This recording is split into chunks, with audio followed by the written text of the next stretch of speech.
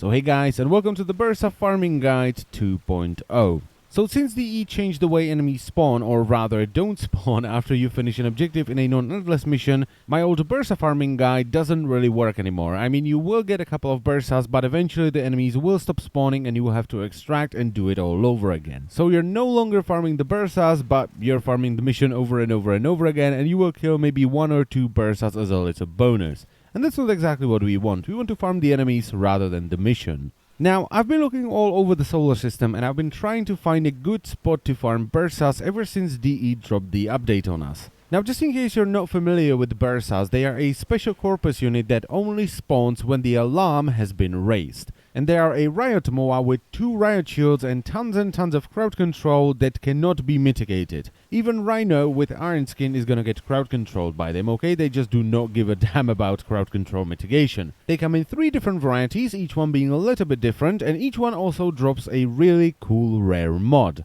So there is the Denial Bursa, which can drop Astral Twilight, Isolator Bursa, which can drop Tempo Royale, and Drover Bursa, which can drop a Life Strike. So after flying around the solar system for a bit, I finally found a good mission to farm these dudes, and that is Triton on Neptune. Yes, the good old lovely Triton. And I almost missed this because Bursas on Triton will only start spawning around the 5th excavator, which you may or may not think is a little bit too much, just to get one dude to spawn, but once they start spawning, they will not stop. Now, I would recommend doing this mission with at least 2 people. Because first of all, Triton can actually be pretty damn difficult. There's a lot of nullifiers, a lot of techs, a lot of snipers, MOAs and ospreys, and when you put these Bursas on top of them, with all their crowd control, it can actually be pretty difficult. And second of all, the more people you bring to Triton, the more Bursas you're gonna get in return. And it actually gets to a point where if you have 4 people, your Bursa spawns will start to overlap, and sometimes you will have 2 Bursas active at the same time, which is actually really scary because all of their crowd control, coupled with the normal MOA crowd control, coupled with nullifiers and snipers and techs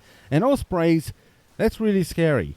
And on top of that, each Bursa will be higher level than the previous Bursa, and since they spawn really fast, if you have 4 people, they can get out of control very quickly.